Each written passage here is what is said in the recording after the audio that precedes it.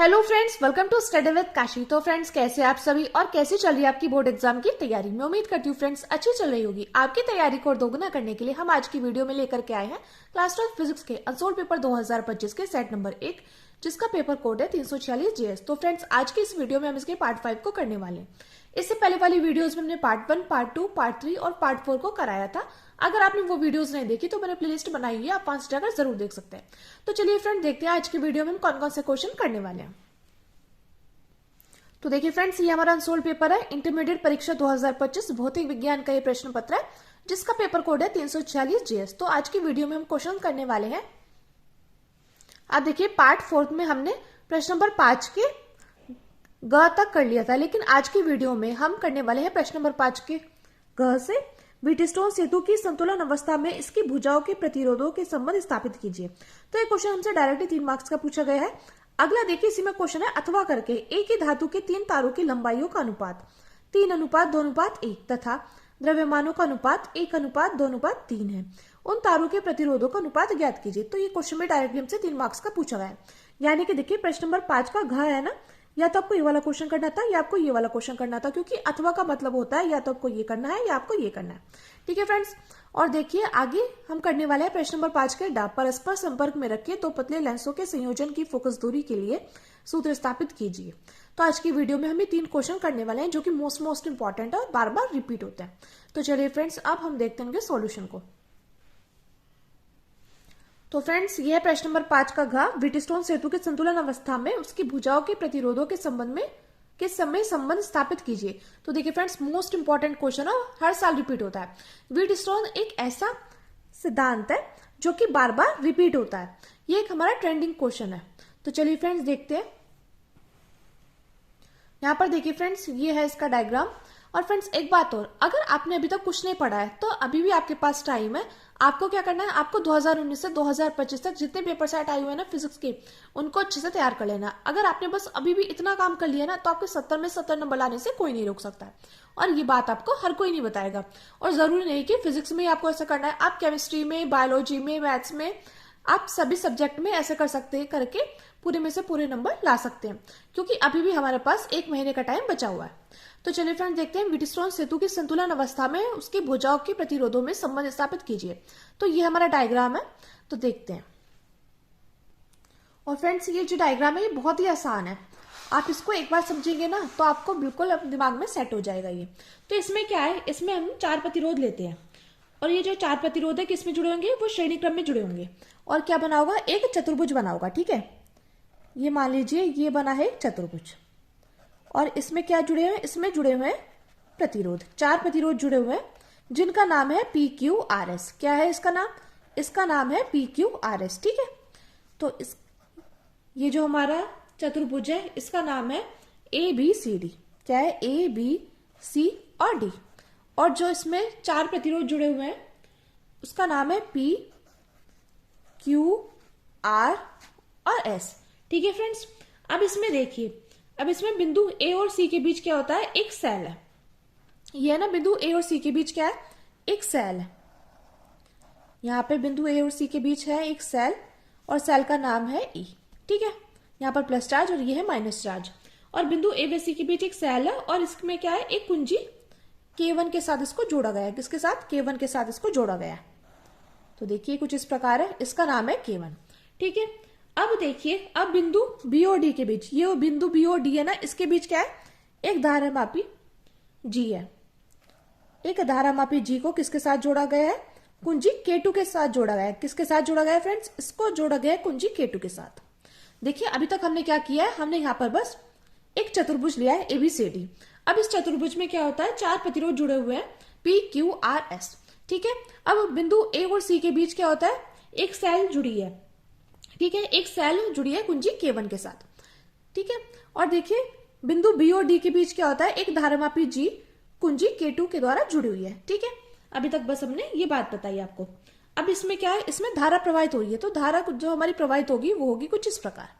ठीक है, अब ये जो धारा प्रवाहित होगी ये क्या करेगी, यहाँ पर जो धारा जाएगी ये इधर चली जाएगी और इधर चली जाएगी।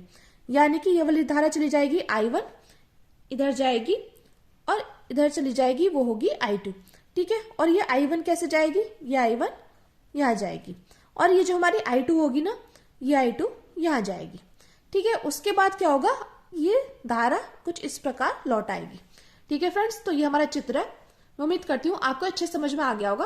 अब चलिए देखते हैं हमें इसमें क्या करना है। अब देखिए, ये जो हमारा डायग्राम है हमने यही करा था, और देखिए जो जो हमने इसमें बनाया है वो हमें इसकी रचना में लिखना है, यानी कि यहाँ पर लिखना है। तो हम इसमें लिखते हैं, इसमें 4 प्रतिरोधों P, Q, R व S को श्रेणी क्रम में जोड़कर एक चतुर्भुज बनाते हैं। ठीक है। जैसा कि हमने इसमें क्या किया था, इसमें 4 प्रतिरोध लिए थे P, Q, R, S, इसको हमने श्रेणी क्रम में जोड़कर एक चतुर्भुज बनाया था। चतुर्भुज क्या था, ABCD था। ठीक है। उसके बाद हमने क्या किया है, उसके बाद हमने यहाँ पर बिंदु A व C के बीच एक सेल E को कुंजी K1 के साथ जोड़ देते हैं। क्या करा था हमने यहाँ पर बिंदु A व C को एक सेल E के साथ, E को एक कुंजी K1 के साथ जोड़ दिया था। ठीक है। उसके बाद अगला स्टेप क्या था हमारा, अगला स्टेप हमने यहाँ पर बिंदु B और बिंदु B तथा D के बीच एक धारामापी G को कुंजी K2 के साथ जोड़ देते हैं। B और D के बीच क्या करते हैं, हम एक धारामापी G को कुंजी K2 के साथ जोड़ देते हैं। ठीक है। ये काम हमने यहाँ पर किया था। उसके बाद आगे हम करते हैं, व्हीटस्टोन सेतु में प्रतिरोधों को इस प्रकार जोड़ा जाता है कि परिपथ में धारा प्रवाहित करने पर यदि धारामापी में कोई भी विक्षेप उत्पन्न न हो तो उसे संतुलन की अवस्था कहते हैं। यानी कि देखिए हमने यहाँ पर क्या लिखा है, आप समझिए इस बात को। हमने यहाँ पर लिखा है कि व्हीटस्टोन सेतु में प्रतिरोधों को इस प्रकार जोड़ा जाता है कि परिपथ में धारा प्रवाहित करने पर यदि धारामापी में कोई विक्षेप उत्पन्न न हो तो उसे संतुलन की अवस्था कहेंगे। यानी कि देखिए जो प्रतिरोध है, इन प्रतिरोधों को इस प्रकार जोड़ा जाता है कि जब हम इसमें धारा प्रवाहित करें तो धारामापी में कोई भी विक्षेप उत्पन्न न हो तो इसे हम संतुलन की अवस्था कहेंगे। ठीक है। तो यानी कि क्या हो जाएगा, तो यहां पर हो जाएगा P/Q = R/S। ठीक है। आप चाहे तो इसका इतना स्क्रीनशॉट दे सकते हैं। अब देखिए हम आगे करते हैं, आगे हम लिखते हैं, तो देखिए आगे हम लिखते हैं बंद पाश ABDA के लिए। तो देखिए हम डायग्राम में देखते हैं ABDA, तो हम यहाँ पर लगाएंगे ABDA। तो बंद पाश ABDA के लिए क्या करेंगे, ये जो I1P माइनस हो जाएगा I2R के और इजिकल टू में आ जाएगा 0। वो क्यों आएगा, क्योंकि देखिए आप यहाँ पर देख पा रहे हैं ये जो धारा है, धारा इस तरफ जा रही है और ये जो धारा है, ये धारा इसके विपरीत जा रही है। तो विपरीत जा रही है तो इसलिए यहाँ पर क्या हो जाएगा, माइनस आ जाएगा। ठीक है। यानी कि क्या हो जाएगा, यहाँ पर हो जाएगा I1P माइनस I2R और इजिकल टू में हो जाएगा 0। ये हमारा इसलिए होगा क्योंकि हमने यहाँ पर लगाया बंद पाश ABDA के लिए। ठीक है। तो ABDA में क्या हो रहा है, ये कुछ इस प्रकार जानी चाहिए थी लेकिन ये इसके विपरीत जा रही है तो इसलिए हमने यहाँ पर माइनस लगाया। ठीक है। तो हम यही बात यहाँ पर लिखेंगे। उसके बाद है ना बंद पाश BCDB के लिए, तो ये है ना जैसे बंद पाश BCDB, तो इसमें क्या है, इसमें I1Q और माइनस हो जाएगा I2S, क्योंकि ये इसके क्या हो रहा है, विपरीत जा रही है, ये इधर को जा रही है तो ये ऐसे लौटनी चाहिए थी लेकिन ये ऐसे विपरीत जा रही है, तो ये जाएगा I2S = 0। ठीक है। ये मैंने आपको समझाने के लिए यहाँ पर लिखा है। तो अब हम ये बात यहाँ पर लिखेंगे कि बंद पाश ABDA के लिए क्या था, ये था I1P I1 × P minus I2 × R = 0। अब ये देखिए ये यहाँ पर माइनस में, तो हम क्या करेंगे, इसको बराबर के दूसरी तरफ भेजेंगे, तो ये हो जाएगा I1P = I2 × R। ये हो जाएगी हमारी समीकरण नंबर 1। ठीक है फ्रेंड्स। अब हम करेंगे बंद पाश BCDB के लिए, तो इसमें हम लिखेंगे I1Q माइनस I2 × S = 0।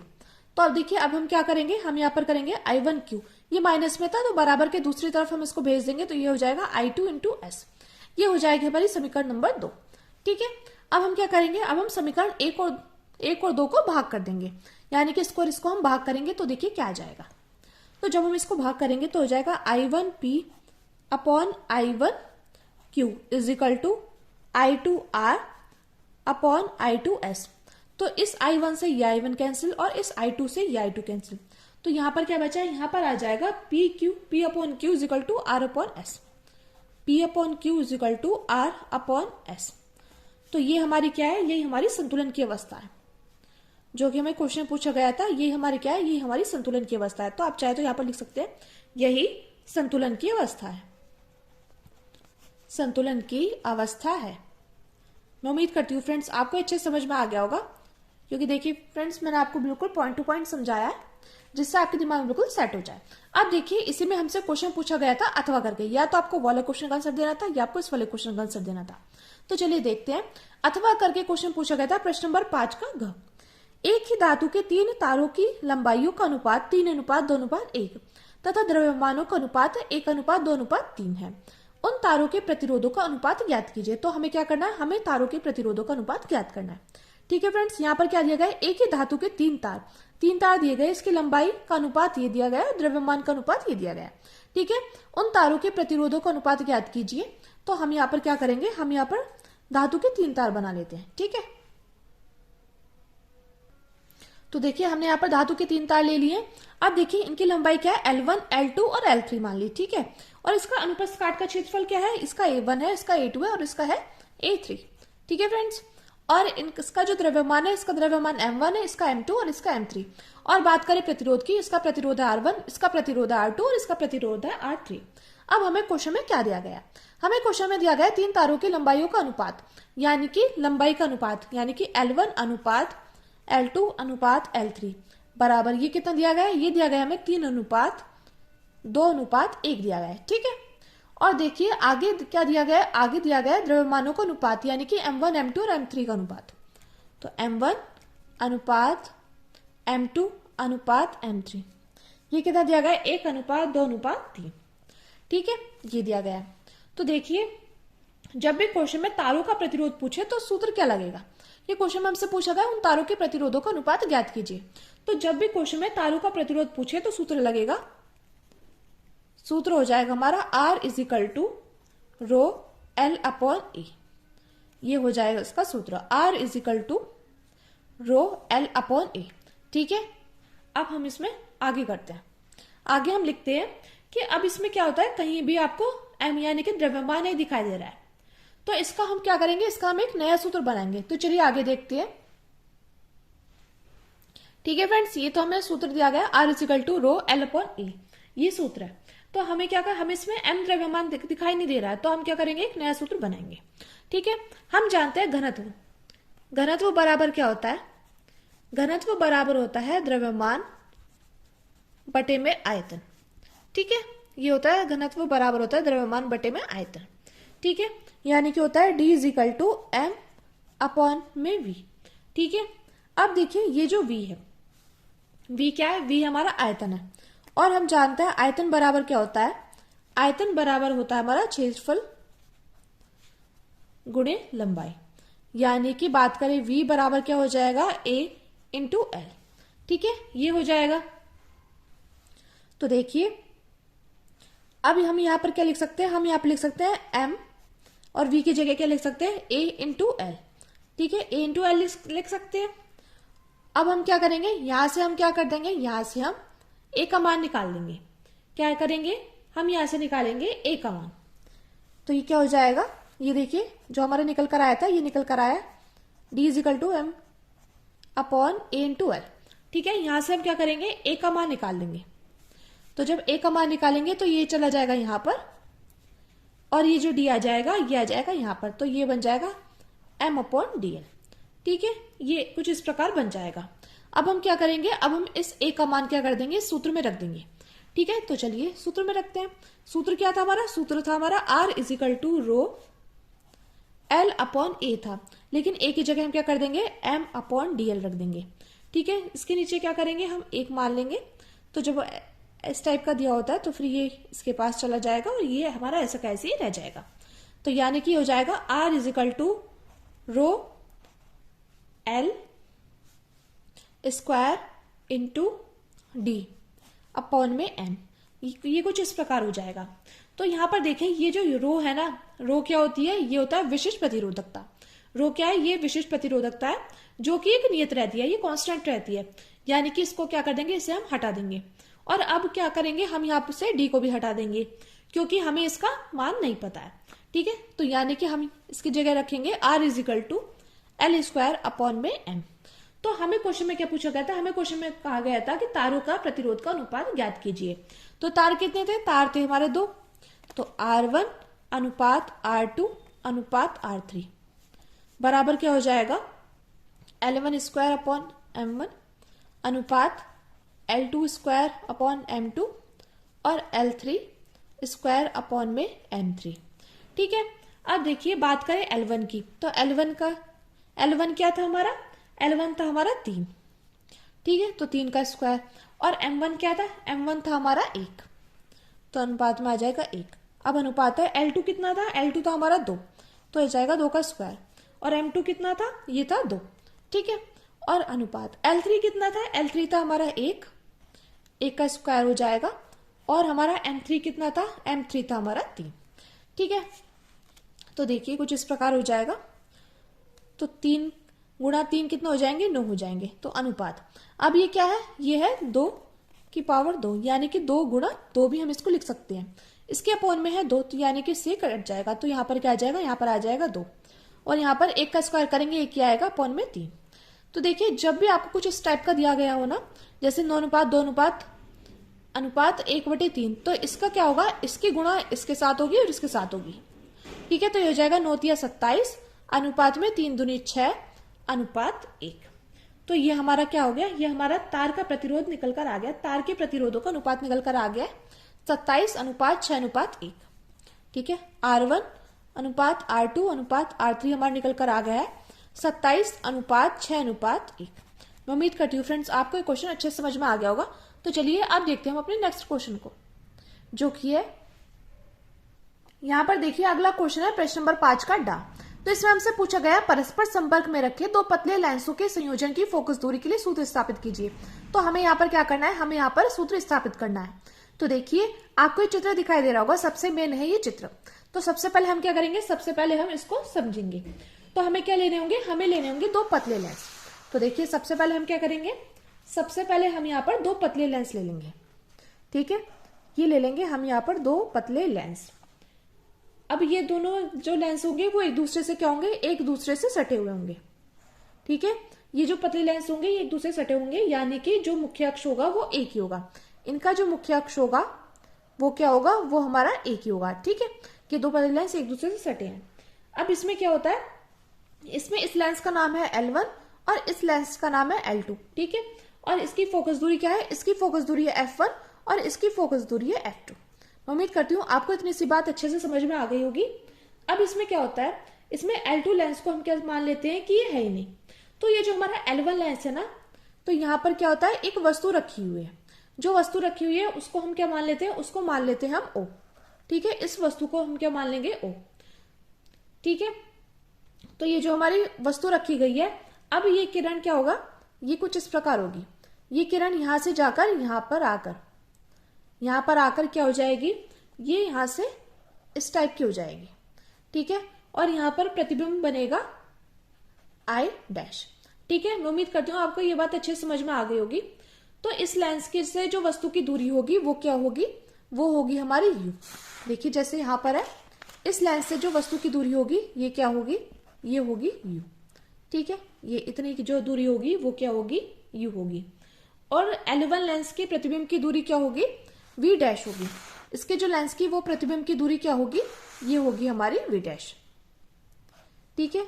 ये होगी हमारी V डैश। मैं उम्मीद करती हूँ ये बात आपको अच्छे से समझ में आ गई होगी।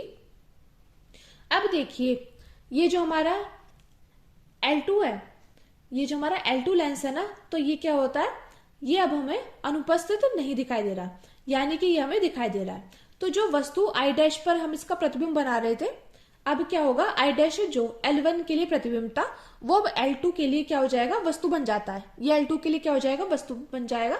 तो यहाँ पर जो प्रतिबिंब बनेगा, प्रतिबिंब कैसे बनेगा, ये प्रतिबिंब हो जाएगा हमारा यहाँ से ये इस टाइप के यहाँ पर आ जाएगा। तो ये हो जाएगा I, ठीक है। अब क्या होगा, इनके बीच की दूरी क्या होगी, V हो जाएगी, ठीक है। मैं उम्मीद करती हूँ फ्रेंड्स इतना अच्छे से आपको समझ में आ गया होगा। अब देखिए हमें यही बात समझनी थी। अब हम अपने डायग्राम को देखते हैं। तो क्वेश्चन में देखिए, ये देखिए आपको यहाँ पर दिखाई दे रहा है, ये क्या है, ये 2 पतले लेंस एक दूसरे से जुड़े हुए हैं, यानी कि सटे हुए हैं। और इसकी जो मुख्य अक्ष है वो एक ही है।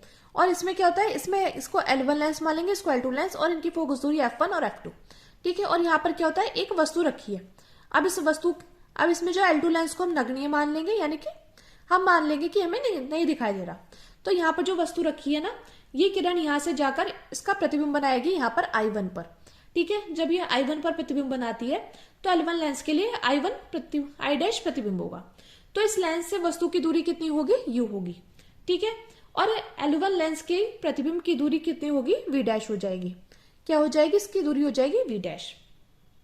अब दूसरा लेंस अनुपस्थित नहीं है, ये जो हमारा दूसरा लेंस है वो अनुपस्थित तो नहीं है, यानी कि हमें दिखाई दे रहा है। तो जो इसकी वस्तु I डैश है उसका प्रतिबिंब बना था, वो क्या बना था, I डैश बना था।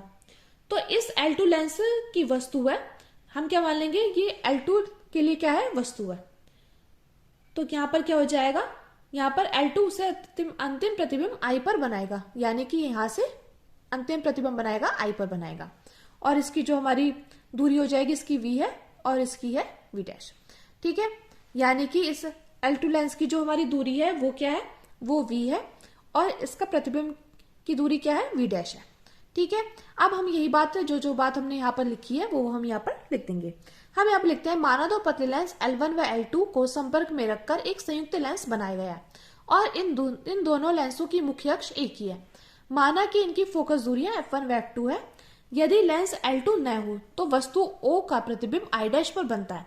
और लेंस के सूत्र से, लेंस का सूत्र क्या होता है, 1/v minus 1/u is equal to 1/f। तो पहले लेंस के लिए, यानी कि पहले लेंस L1 के लिए हम क्या करेंगे, हम यहाँ पर कर देंगे। तो यहाँ पर प्रतिबिंब की दूरी क्या थी, v, 1/v की जगह क्या कर देंगे, v डैश, ठीक है। और वस्तु की दूरी कितनी थी, u ही थी, तो u ऐसा कैसी। और यहाँ पर जो फोकस दूरी थी, फोकस दूरी किस थी, पहले लेंस के लिए f1 थी। तो ये क्या हो जाएगा, ये हो जाएगी समीकरण ए, ठीक है। अब आगे हम करते हैं, अब I डैश लेंस L2 के लिए वस्तु का कार्य करता है तथा इसका प्रतिबिंब I पर बनता है। तो इसमें हम आगे लिखते हैं, आप चाहे तो इतना इसका स्क्रीनशॉट ले सकते हैं। तो जब I डैश लेंस L2 के लिए वस्तु का कार्य करता है तब इसका प्रतिबिंब I पर बनता है। तो लेंस के लिए सूत्र हो जाएगा, तो लेंस के सूत्र से हो जाएगा 1/v minus 1/u is equal to 1/f। ये तो हम जानते हैं इसका सूत्र होता है, लेकिन ये क्या करेंगे हम, ये हो रहा है हमारा L2 लेंस के लिए।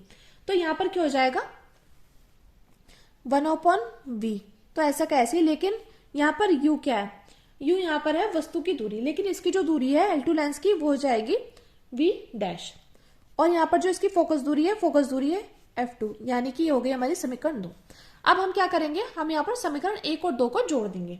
क्या करेंगे, हम यहाँ पर समीकरण 1 और 2 को जोड़ देंगे। तो ये हो जाएगा हमारा 1/v डैश माइनस 1/u, ठीक है। ये तो हमारी थी समीकरण नंबर 1 का इधर वाला पार्ट, और समीकरण 2 का इधर वाला पार्ट हम इसको जोड़ देंगे। तो 1/v माइनस 1/v डैश बराबर हो जाएगा 1/f1 प्लस 1/f2, ठीक है फ्रेंड्स।